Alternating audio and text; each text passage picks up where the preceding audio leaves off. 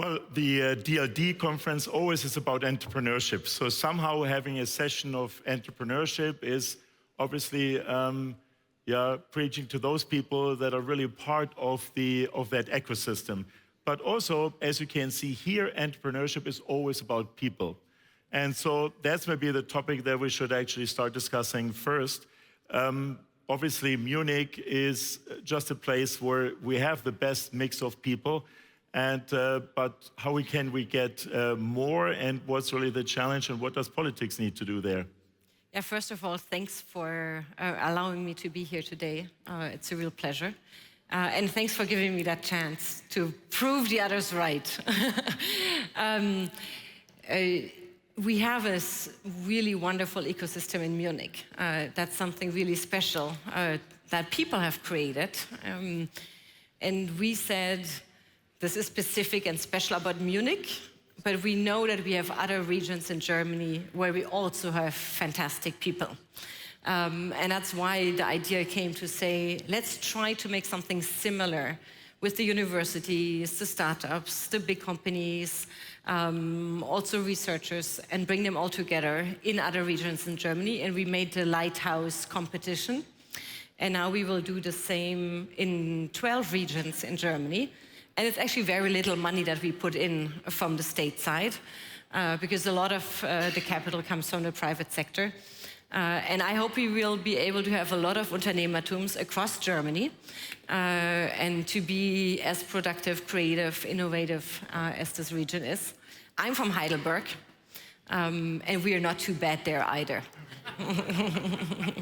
But I think that UnternehmerTUM and Munich has been really successful with the right mix of companies and universities and private initiatives, etc.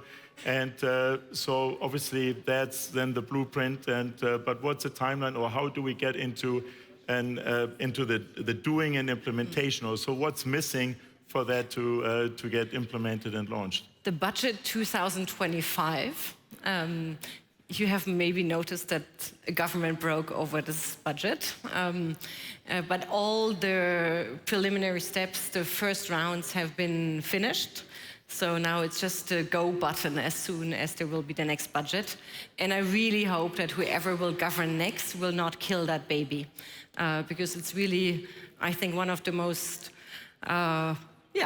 well-spent euros that you can have in investing in those people who bring together the universities, the companies, the startups, and a lot of also people in the region who get inspired. So let's cross fingers that we get a budget soon.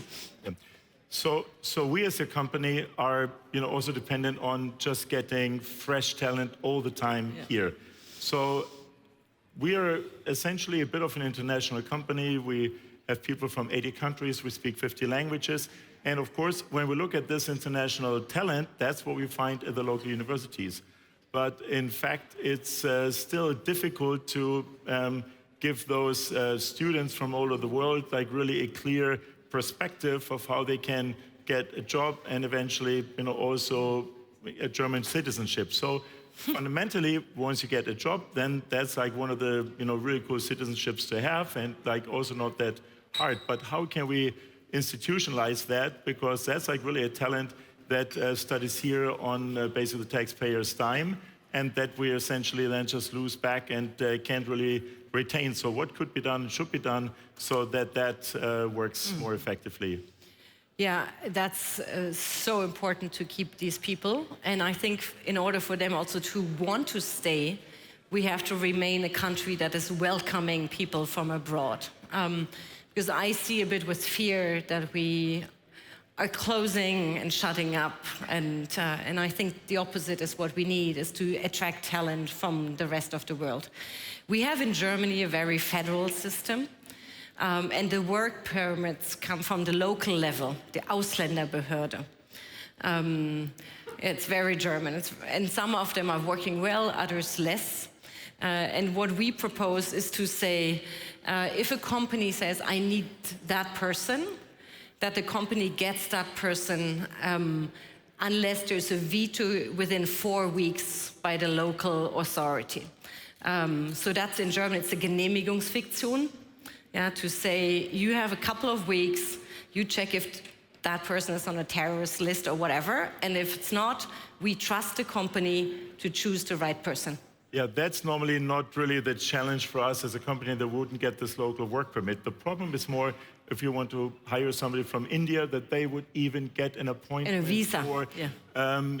even getting an appointment at basically the German embassy. Yeah. So, sometimes our own employees have to actually go through the Spanish embassy and just travel to Germany through Madrid so that they would be able to just attend a company training. So what can really also politics do or the government do to improve the performance? Because I think a little bit we're the slowest in all those processes if you compare that just to the rest of Europe.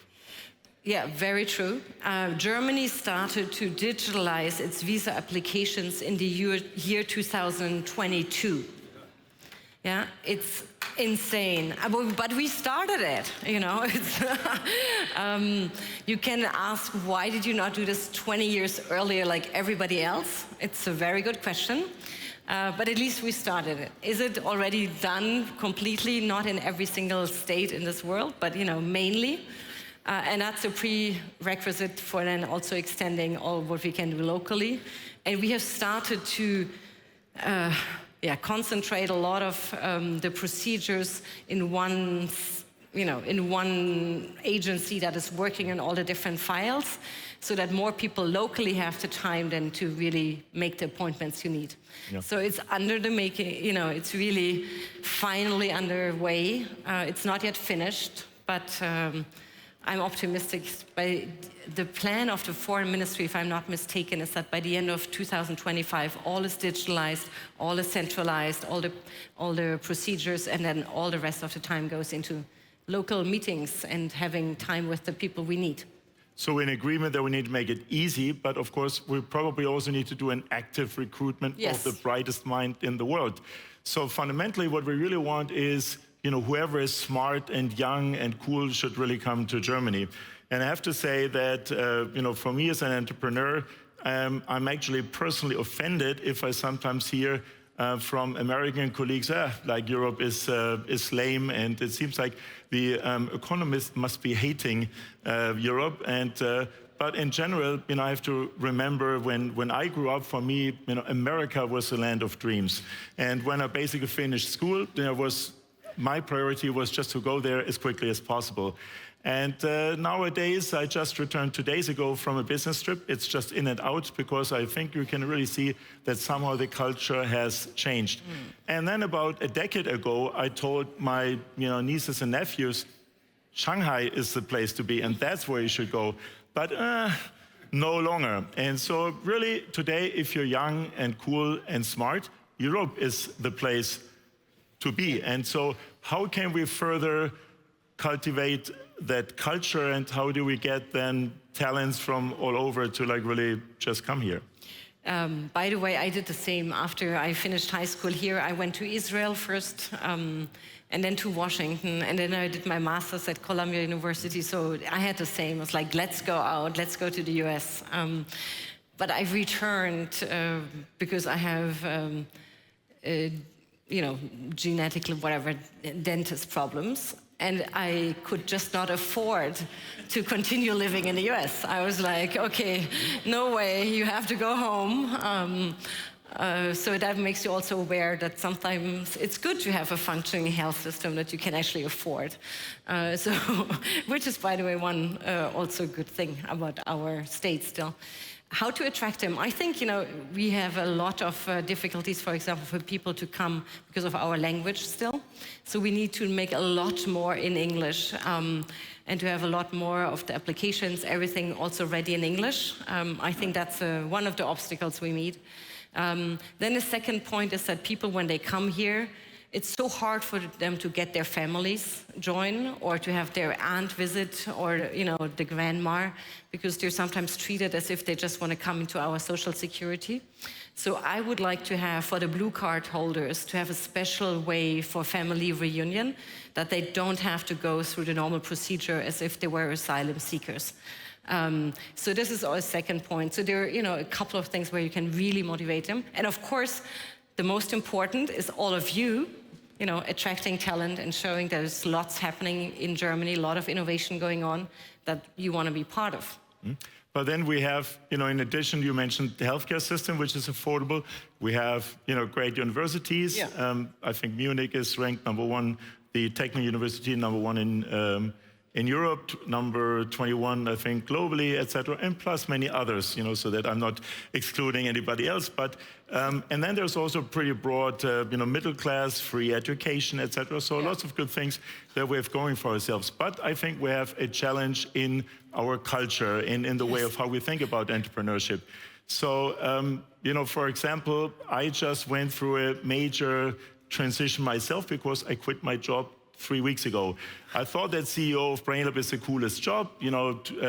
It's just as really interesting and exciting as it gets. And I took the risk to basically say, okay, I'm now going to run one of our small spin-offs at 200 people, and I'm going to jump in the cold water. And eventually, I'm creating an artificial crisis for myself, which forces myself to reinvent myself.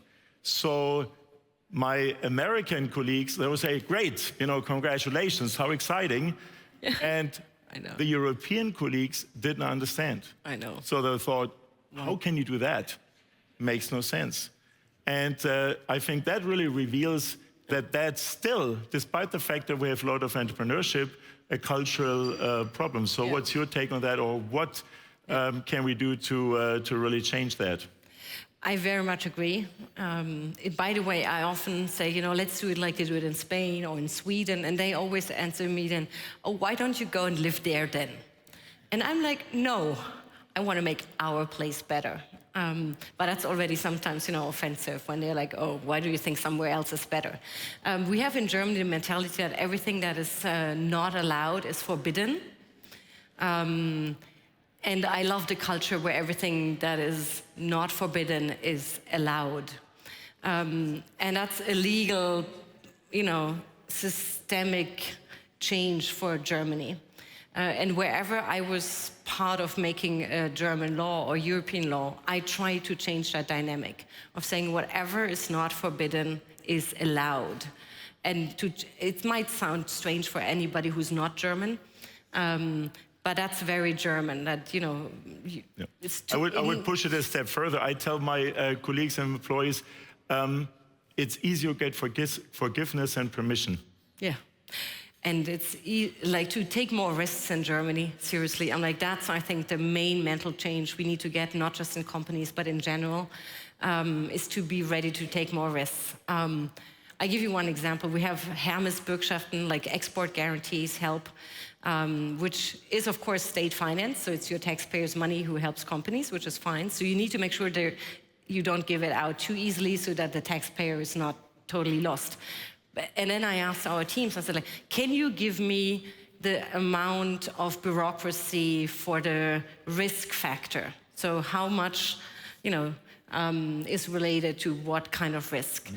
And then they told me 30% of the bureaucracy is in order to decrease 2% of risk. And I said, okay, take those 30% out.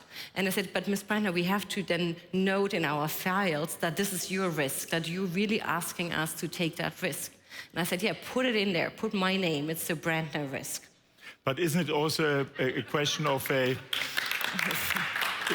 isn't there also a question of a performance culture that I think we get, more freedom to basically, to fight for succeeding in what we do, etc. And so I think that it's maybe something that's missing. So I think that obviously we need to find the right balance in a social economy between the American and, let's say, the Chinese model. And I think that's like the great thing about Europe. But maybe the balance has been gotten lost a little bit. So how can we motivate people that it's great to work hard and that you get the rewards for your hard work? Yeah, that's, I think in Germany, it's, we have to do a lot on this. You can start with the older generation, where I think we really need to put more tax incentives and also social security incentives for them to work longer, where we have a lot of potential still to use. And then we have to lower the social security costs for employees and employers, the Lohnnebenkosten, where I think we have, they have grown over the last years. And I think we have an election campaign in Germany right now. The most difficult is that people always tend now to promise more. We give more pension to the mothers, we give more here, and we give more there. And we all know we have less to spend. So the debate should be, where do we cut? But as soon as you have one who promises more, you get into this spiral. And I think we need really a different debate again to say, okay, so what do you do yourself so that we can increase the motivation and the benefit to work? So now we arrived at the discussion about money, essentially, because entrepreneurship at the end needs people, it needs culture, and then, of course, we need the funding to get something going. And I think that fundamentally getting companies started is, Germany isn't too bad. So I think that very few good ideas really, don't get to the point where they wouldn't even get the funding to get started. But where do we go beyond, and how we can be in a stronger position to scale things up? Yeah. So I think I've been trying really hard to avoid that dilemma that of almost like the billion euros that we spent in building our technology. I only spent $45 million of other people. So for that reason, I'm in the lucky position of also, still own, most of my company myself. But that is not something that always works. And in my new startup, I'm probably going to have exactly the problem of how can I scale things up then fast enough in this new adventure. So what is maybe the concept of maybe you and your party for helping to make more money available? Yeah, we need more of the capital, the private capital that we have in Germany to get into, companies like yours and others, and also to do that across Europe. We have a European Union which is fantastic, but when it comes to capital, it's not really flowing around and investing in Europe. So what we are really pushing for is the Capital Market Union. It might sound technical, but it's really key in order to get more available capital for European companies. And the European Commission is now working on this, and whoever is in the next government will hopefully support this. It's a big legislative initiative, but it might make a lot of funding available because we need the private sector first. And second, what we did in Germany, some of you might have heard about the WIN initiative, to say, what can our insurance companies, family offices, how can they contribute more in Germany? They had a couple of demands where they said, if you do this and this, we can invest more. That's what we started, and I think there's much more potential. And then we have funding, of course, also state funding. I think there we need to, I don't know who of you has heard about the German DARPA, the German Disruptive Innovation Agency. And I think they do a lot of good stuff. And it was great to give them more legal freedom in order to operate more freely. I think the WIN initiative is fantastic. It's, from what I understand, a somewhat soft commitment of 12 billion. Yes. We need to make sure that that is turned into a hard commitment, yes, and they actually put the money in. I agree. And then we need to add at least 2 digits to that. And fundamentally, I think the money is going to be unlikely to come from the state, because the state is sort of broke. But I think we need to really tap into pension funds, for example, which in the US, that's probably triple the amount that is accessible in Europe. And I think that we need to really take models like WIN and scale it up. And also what we want to do, because our pension system, has real challenges, if you want to put it positively, aging generation, etc. So we want to add a capital-based component into our pension system. And also that funding would be available for companies, like the Swedes or the Norwegians, like the Canadians, all of them do it. They have those pension funds. And we want to create one for Germany too, because we think that this would help us to also mobilize more funding. But I think also what is necessary we will still need external funding, private, to come into Europe. And for that, we need to facilitate a lot of legislation and make it easier take away regulation, like the Draghi report. I don't know who's heard about it, but that's, I think, a key agenda for the European Union is to take that report seriously, make it easier in the high technology areas to take unnecessary burdens out. I think killing bureaucracy is probably a consensus among, across all parties, all politicians, etc. But as an entrepreneur, I think I still wait to finally see some true progress there. But I think it's about just thinking positive about the future. And so that's the motto of this show. And we're looking at the red zeros for a while. So any maybe final remarks on your side? Yeah, I totally agree that we need to have, we need to get this into doing the bureaucracy stuff. We start in the health sector. I agree it's not perfect yet, but we did the first step in the right direction. We need to go more of that. And I just think, in German, what I like to say, nicht meckern, sondern machen. So I think if we all do together, use our talents and invest in the best technologies, we will be up there again. And Steffi showing up here is like then the warning that it's really time for us to wrap up. So, thank you all for listening in, and thank you for taking the time for our chat. Thank you.